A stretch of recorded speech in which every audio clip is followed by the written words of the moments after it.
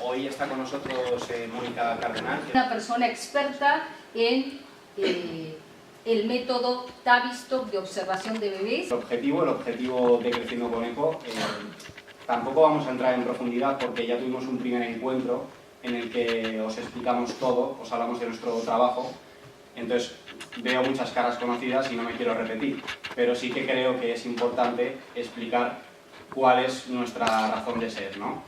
Entonces, nuestra razón de ser y el objetivo es concienciar a la sociedad española, a la sociedad europea, incluso a nivel mundial, porque se están estableciendo sinergias con otros países de Latinoamérica. Hoy tenemos a Mónica Cardenal, tenemos un montón de lectores en América Latina, y lo que queremos es concienciarles a ellos sobre una buena escucha por parte del adulto hacia el niño, para que los niños puedan crecer pues haciéndonos llegar su eco y puedan desplegar toda la potencialidad de la que son portadores, ¿no? Ese es nuestro objetivo. Para eso, ¿qué es lo que hemos hecho?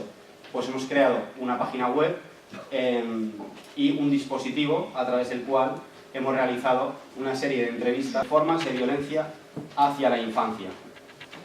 Esto es a través de un informe de UNICEF del año 2014, es decir, que es información bastante reciente, y bueno, quiero compartirla con vosotros para que podamos reflexionar, ¿no? Tenemos, por ejemplo, que los datos de inscripción del nacimiento de niños a nivel mundial, toda la información que os digo es a nivel mundial, ¿eh? Los nacimientos de unos 230 millones de niños menores de 5 años nunca han sido registrados. Son 1 de cada 3 niños que nacen en el mundo. Los niños que no están inscritos no existen y no tienen derechos. Y esto es muy importante. Luego también tengo un dato sobre el trabajo infantil, y es que aproximadamente 168 millones de niños y niñas de 5 a 17 años están sometidos a trabajo infantil. Y esto, por curiosidad, yo miré la población total de nuestro planeta y somos 7.000 millones, ¿no? Y esto, 1,2 millones de niños y niñas son víctimas de la trata de menores cada año. Y aquí nos encontramos con explotación sexual, trabajos forzados, extracción y tráfico de órganos. Tenemos también, y esto últimamente lo estamos viviendo más de cerca por todo el asunto de Siria, niños en situaciones de emergencia.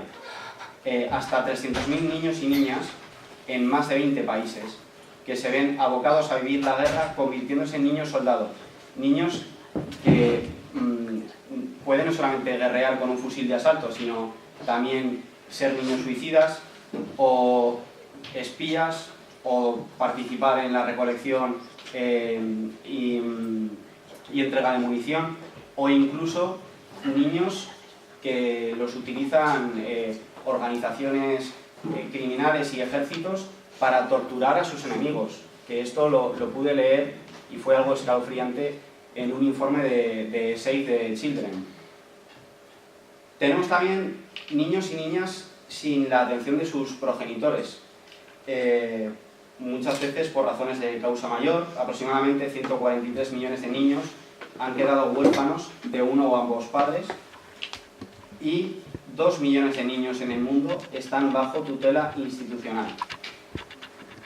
Después, lo que os he comentado, explotación sexual de niños y niñas, pues en torno a 1,8 millones de niños son explotados en la industria del sexo comercial, que es una barbaridad. O sea, estamos hablando de personas, porque, bien, yo os estoy dando cifras, pero es que estos 1,8 millones son millones de seres vivos que sufren, padecen y están viviendo una experiencia traumática brutal.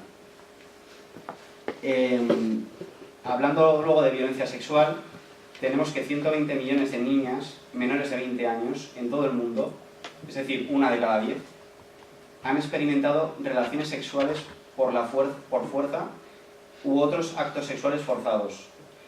Y 1 de cada 3 niñas adolescentes de 15 a 19 años que estuvieron alguna vez casadas ha sido víctima de violencia emocional, física o sexual.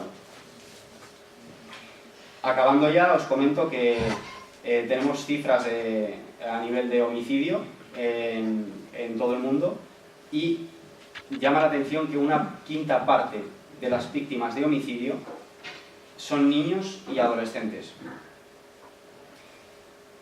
Después tenemos el bullying, el acoso escolar, y aquí algo más de 1 de cada 3 estudiantes de entre 13 y 15 años, perdonad, en todo el mundo sufren actos de acoso escolar. Esto según UNICEF y a nivel global. Y luego quería aportaros datos sobre la disciplina violenta. Aquí tenemos que un 17% de los niños están sujetos a formas graves de castigo físico. Golpes en la cabeza, en las orejas, en la cara, golpes duros y repetidos. Y a escala mundial, 3 de cada 10 adultos creen que el castigo físico es necesario para criar bien a los niños. Y esto que os voy a decir os va a sonar. Aquello de una hostia a tiempo quita mucha tontería, que se dice bastante por aquí o se ha dicho mucho por aquí, ¿no? Actitudes hacia la violencia de los propios niños y adolescentes, pues tenemos que cerca de la mitad de todas las adolescentes, alrededor de 126 millones, que vuelven a suponer un 2% de la población mundial, creen que está justificado que un marido golpee a su esposa en determinadas circunstancias. Y con esto ya quiero dejar de daros estas cifras que, como veis, pues son demoledoras. Y le voy a ceder la voz a Mónica Cardenal para que nos desarrolle todo un poco más. En mí me acompaña un permanente cuestionamiento. ¿Cómo ayudar a crecer emocionalmente a nuestros niños y jóvenes? ¿Cómo, quizás la palabra no sé si es la justa, promover buenos seres humanos? Y que nuestro psiquismo se pone en marcha desde el comienzo de la vida, por impulso sexual y por impulso destructivo, siempre dirigido a un objeto primario de amor. Respectivamente, cada uno de ellos dio prioridad a un impulso o al otro. Freud a la sexualidad, Melanie Klein a la hostilidad. Que la violencia entre pares tiene que ver muchísimo con niños o jóvenes que piensan menos, que tienen menos capacidad de simbolizar. Podemos pensar, siguiendo con el fin de Fromm, que cuando estamos sometidos a una frustración muy grande o dolor, especialmente provocado por una pérdida o aquellos que sentimos como un abandono o una exclusión, un abandono o exclusión dentro de nuestro mundo interno. Esto que parece tan externo y tan real tiene la misma equivalencia en el mundo interno. La mente frente a esas situaciones se defiende con hostilidad y la furia es posible. El odio, la envidia, la venganza son emociones que dan cuenta de la pulsión de muerte. Son su nominación emocional. Ninguno de nosotros puede saber bien del todo el alcance de esto en cada uno, porque el inconsciente, como acabo de describir, existe. Algo de esto sufrió cada personaje del relato de Fromm. Todos ellos parecen defraudados por cuestiones de amor, por pérdidas, por exclusión, como he dicho. Que es interesante señalar, puede tomar forma tal como el otro no me escuche. Muchas veces la exclusión es el otro no me está escuchando. El que el otro no escucha o no comprenda, es decir, sentir que nos quedamos afuera de alguna manera de la mente del otro. Insisto sobre esto, subrayo esto porque va a tener que ver con el acoso escolar. Otra cuestión me gustaría dejar abierta. ¿Podemos saber algo de lo que no llegaríamos a hacer, alguno de nosotros en estas situaciones? Seguramente muchos de nosotros está convencido que nunca podría matar o torturar o excluir. Para algunas líneas del psicoanálisis, la distinción entre el bien y el mal es una adquisición muy temprana en nuestra vida emocional. Quizás solo agregar que la mente, en su proceso de crecimiento, tiene la posibilidad de amar, perdonar y reparar. Hasta el más acosador tiene la posibilidad de curarse, de ser muy bueno y mejor. Esto significa predominio de pulsión sexual amorosa sobre la hostil, la de muerte. Esto fue hablar de los adultos e introducirlo ya, de alguna manera, en la vida emocional de un niño pequeño y de un adolescente.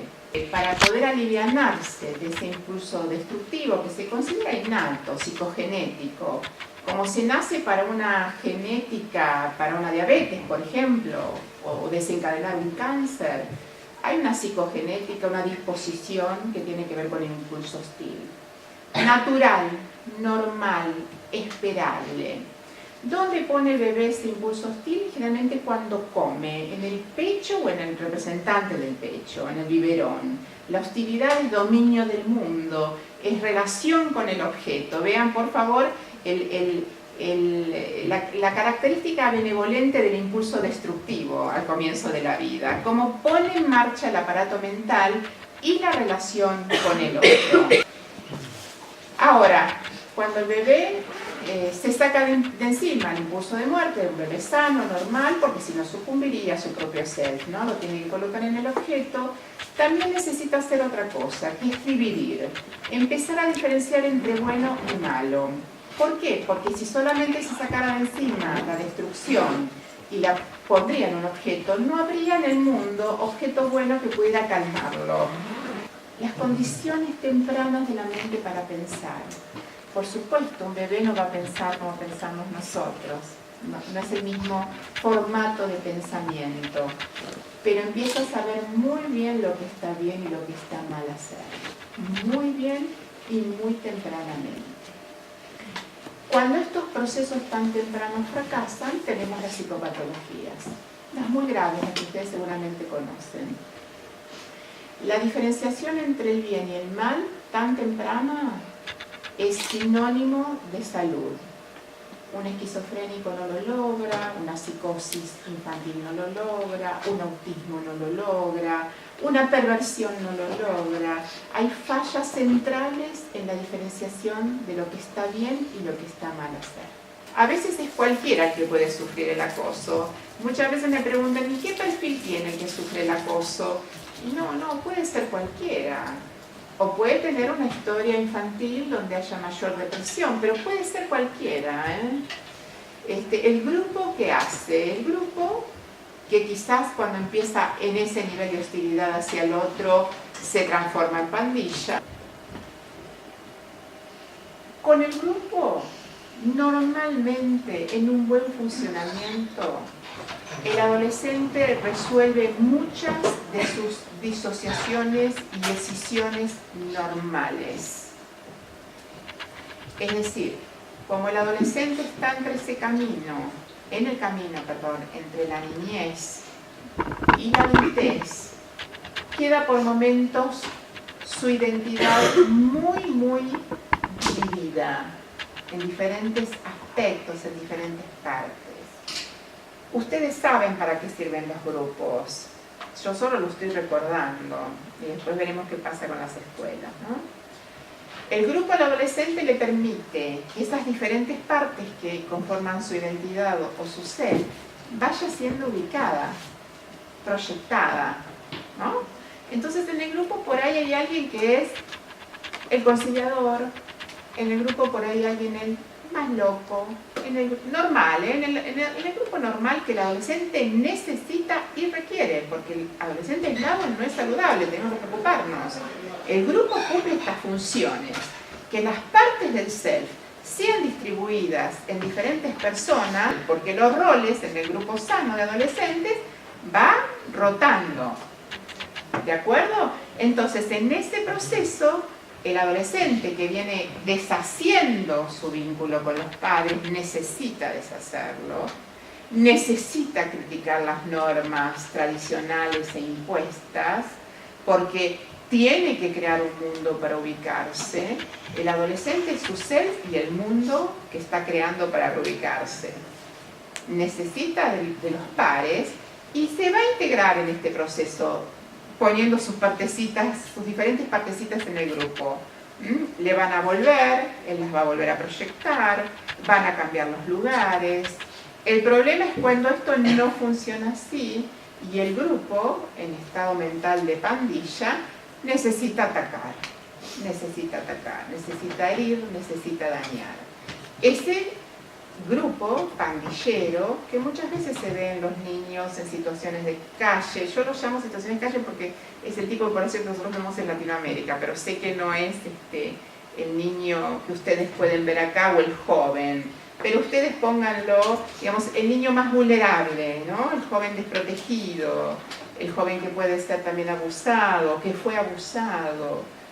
La pandilla es un gran refugio, aunque se lastime y se hiera mucho al otro. Porque entonces no pienso en el dolor, no pienso en lo que no tuve, no pienso en el niño que fui. La violencia se da en todos los niveles sociales, en todos y, como dije al comienzo, en todas partes del mundo. A mí me gustaría pensar, como les propuse, ¿qué es la escuela hoy? Pero para eso voy a empezar con un párrafo de Silvia, que dice, creo que lo formuló mejor que yo, ¿de qué está hecha la escuela hoy? Esta duda nace del desconcierto e inaugura una zona de pensamiento. La pregunta acerca de qué es lo propio de una escuela, luego de haberla transitado toda una vida, despierta una sospecha. Aquella que sugiere que hemos sido arrastrados por presencias que dejaron de resultarnos familiares.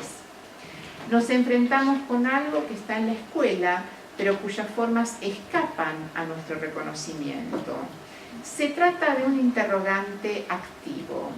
Pensar la escuela a partir de sus modos de expresión es tomar lo real como fuente de pensamiento y no como simple objeto de reconocimiento, cuyos postulados no son otros que el error y el saber.